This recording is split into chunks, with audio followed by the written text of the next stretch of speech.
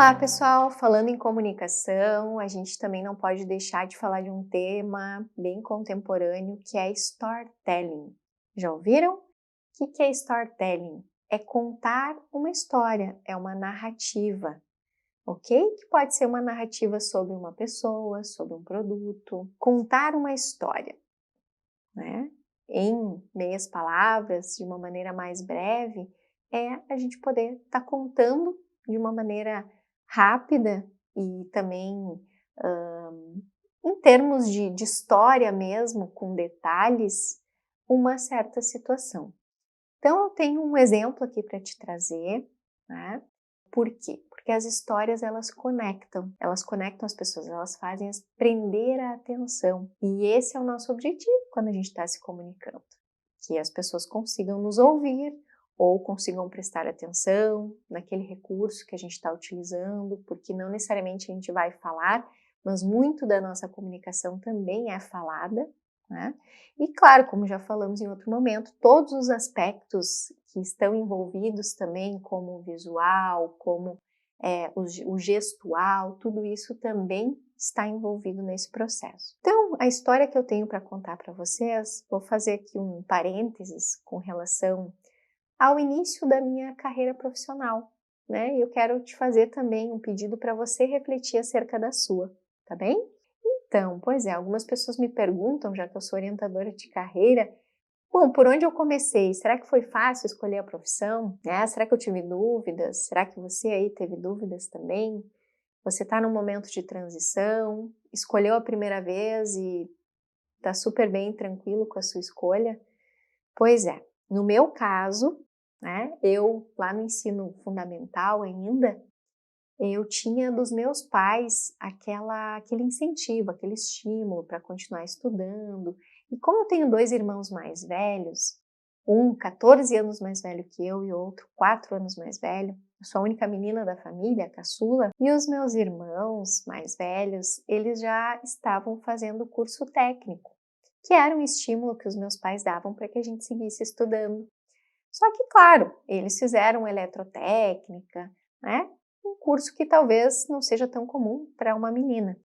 E então eu fui fazer o curso técnico em contabilidade, que era o único que tinha na minha escola, né? Eu fui estudar numa escola diferente dos meus irmãos e lá eu fiz então o curso técnico em contabilidade. Tive a minha primeira profissão, né?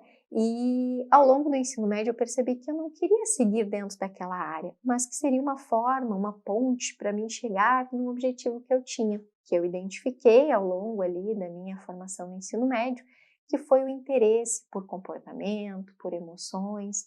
Então, eu escolhi a psicologia por esse motivo, né? Claro que eu pensava em outras ideias também, talvez serviço social, né? Daqui a pouco, curso de pedagogia, são cursos relacionados, psiquiatria eu pensei também, mas daí eu fui estudar e perceber que para fazer psiquiatria eu também teria que fazer medicina e psiquiatria seria uma especialidade, e aí eu não necessariamente queria ser médica, né? O meu foco mais era nas emoções, no comportamento, então daí eu acabei por decidir pela psicologia. E o curso técnico em contabilidade super me ajudou, né, em algum momento da minha vida. Por quê? Porque eu tive meu primeiro trabalho, a partir desse trabalho eu consegui ter renda para poder pagar a faculdade. Eu fui a primeira da minha família a fazer a graduação, mesmo sendo a filha mais nova. E hoje os meus irmãos, o que é muito curioso, eu acho muito bonito isso, né?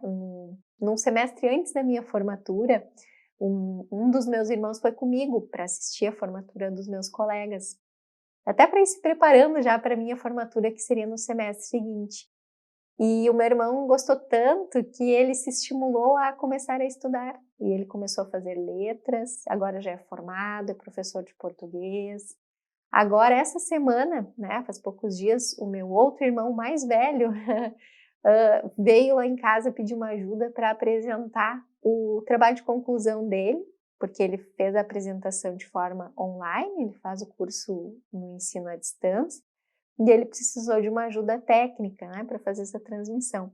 Então, aí, conversando com ele, a gente falou, nossa, que legal, agora os 3 irmãos estão se formando, né, no ensino superior, olha que legal, né?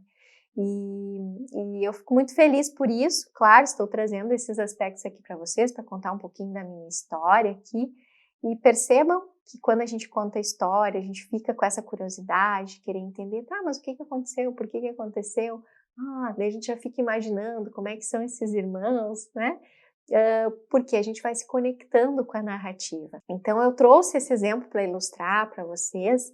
E outra, vocês perceberam, até eu pude perceber aqui, que eu falei mais sorridente, né? Que eu fiquei aqui lembrando das situações para trazer para vocês, porque nada disso é decorado, é falado aqui na hora, né? Com a emoção que vem também no momento. E é talvez por isso que as histórias conectem tanto. E é essa sugestão que eu te dou. Quando você for fazer uma apresentação em público, você pegue uma metáfora, pegue um recurso extra, uma fala, uma frase, que você utilize esses elementos, porque esses elementos sempre de alguma forma conectam. Você pode contar a tua história, mas também pode contar outras histórias. O importante é você contar alguma história, certo?